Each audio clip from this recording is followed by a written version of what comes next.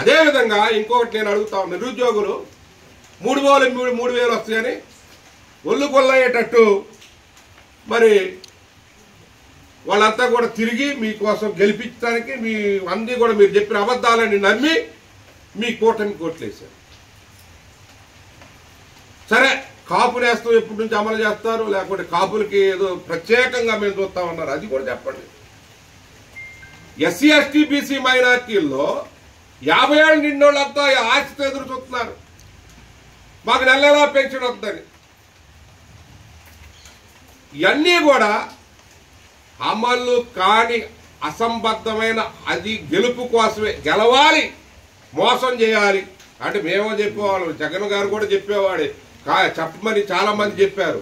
కానీ వాస్తవాల మీద నిలబడ్డ జగన్మోహన్ రెడ్డి ఏ మాత్రం కూడా అమలు కాబోయివి అని చెప్పి నిలబడి వాస్తవాల మీద నేను చెప్పిందే చేస్తాను, చేసిందే చెప్తానని నిజాయితీగా నిలబడ్డ జగన్మోహన్ రెడ్డి గారు చెప్తే అపహాస్యం చేశారు. ఈరోజు మీరు అమలు చేయండి, షెడ్యూల్ ప్రకటించండి, మేము అడిగేదే లేదు, మీరు చెప్పిందే అమలు చేయండి. దానికి ఆర్థిక ప్రణాళిక చెప్పండి. వైట్ పేపర్ అంటే ఏంటి? మా ప్రణాళిక ఇది, ఈ విధంగా నెల ఈ విధంగా అమలు చేస్తామని చెప్పాలి కదా. అవి చెప్పుకోకుండా మేము అమరావతిలో సంపద సృష్టిస్తాం, లేకుంటే మేము అప్పులు తెస్తాం, రోజు అప్పులు తేటమేను. నెల గడవాలంటే ఏంటి? అప్పుల మీద గడవటమే.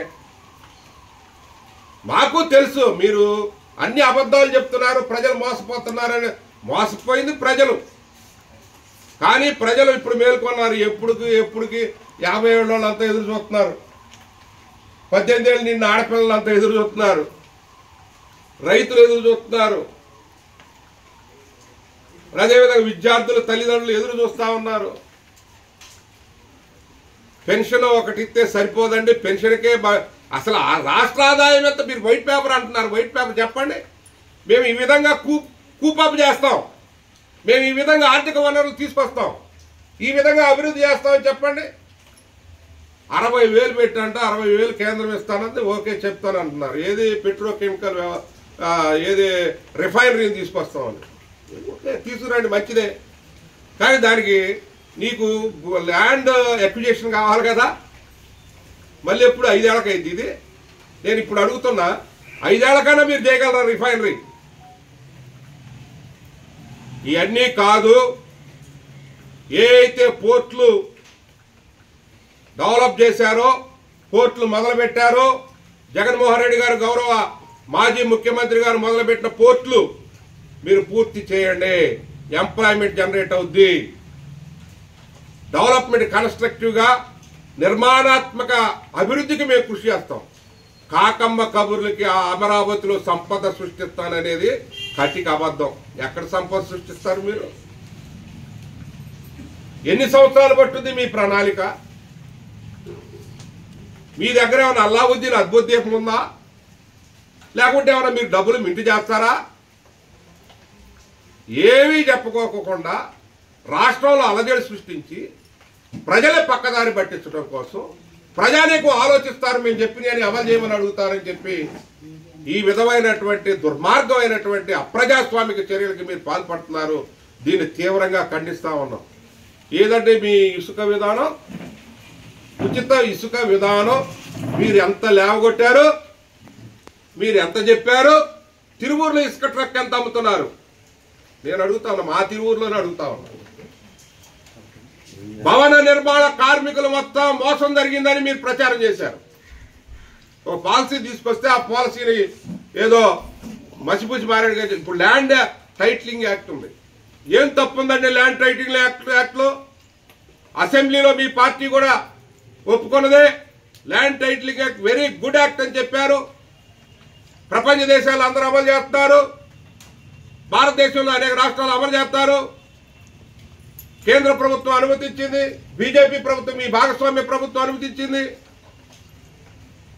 మీరు కూడా, నేను పవన్ కళ్యాణ్ గారికి విజ్ఞప్తి చేస్తాను, నీ మీద కొంత జనానికి నమ్మకం ఉంది. చంద్రబాబు గారి మీద లేకపోయినా పవన్ కళ్యాణ్ గారి మీద నమ్మకం ఉంది. పవన్ కళ్యాణ్ గారు మీరన్నా అడగండి, మీ పార్ట్నర్ని, మీ భాగస్వామిని అడగండి. పవన్ కళ్యాణ్ గారు మీరు నేను అడిగి అమలు చేస్తాం అని పవన్ కళ్యాణ్ అమరావతిలో సంపద సృష్టి అంటున్నారు. ఎంత సృష్టిస్తారు చంద్రబాబు గారు? నేను ఆయనతో పాటు ఉన్న విజన్ 2020 డాక్యుమెంట్ కాడ నుంచి అన్ని చూస్తానే ఉన్నా. నేను పరిశీలిస్తా ఉన్నాను. మీరు అప్పుడే పెట్రోకెమికల్ యూనివర్సిటీ అన్నారు, పెట్రో వ్యవస్థలు అన్నారు, ఇప్పుడు అంటున్నారు ఏది రిఫైనరీ అని.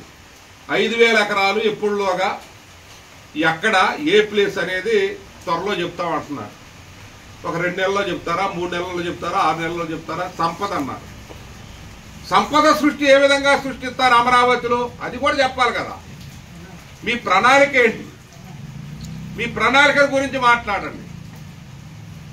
అదేవిధంగా ఈరోజు సంవత్సరానికి 20 లక్షలు మొత్తం కూడా సంవత్సరం మొత్తం నిరుద్యోగులకి 20 లక్షల మందికి ఉద్యోగం కల్పిస్తా ఉన్నారు ఈ 5 ఏళ్లలో. అంతే కదా? 5 సంవత్సరాల్లో 20 లక్షల ఉద్యోగాలు మేము సృష్టిస్తా ఉన్నారు. మీరు చెప్పారు. ప్రామిజ యూత్ మొత్తం కూడా నమ్మింది, మహిళలు నమ్మారు. ఇప్పుడు రబీ సీజన్ అయిపోతుందండి, చివరి వరకు వచ్చాం. తొలకరి ఖరీఫ్ సీజన్ లాస్ట్లో ఉన్నాం. ఎప్పుడు రబీకి చేస్తారా మీరు? ఇప్పుడు ఖరీఫ్లో మనం ఉన్నాం, చివరికి వచ్చేసింది, తొలకరి లాస్ట్లో ఉన్నాం. 20,000 పెట్టుబడి, రైతు పెట్టుబడిగా నిధి ఎప్పుడు ఇస్తారు మీరు? ఎప్పుడు ఇస్తారు? బోడి మల్లయ్య విధానంగా వాడ దాటిన తర్వాత తెప్పదగలేసే విధంగా మల్లయ్య గారు అని ఆ ఏరు దాటిన తర్వాత పోరా బోడి మల్లయ్య అన్నట్టు ప్రజానీకాన్ని మీరు ఈ విధంగా మోసం చేసేటటువంటి పరిస్థితి ఇది. దీనికి సమాధానం చెప్పాల్సిన పరిస్థితి మీ మీద ఉన్నది. అదేవిధంగా వచ్చే శ్రావణ మాసం ఆడపిల్లలంతా పూజలు నోములు అన్ని నోస్తా ఉన్నారు. శ్రావణ మాసంలోనైనా మాకు 1500 వస్తాయని. 1500 శ్రావణ మాసం అంటే అత్యంత పవిత్రమైన మాసం దగ్గరకు వస్తుంది. రైతులేమో ఇప్పుడు సీజన్లో ఎదురు చూస్తా ఉన్నారు. ఇవన్నీ చెప్పరు. వీటన్నిటి తప్పించుకోవడానికి, పక్కదారి పట్టించడానికి, ప్రజానీకాన్ని ప్రక్కదారి పట్టించడానికి మీరు చేస్తున్నటువంటి కుయుక్తులు మొత్తం కూడా ప్రజలు గ్రహిస్తా ఉన్నారు.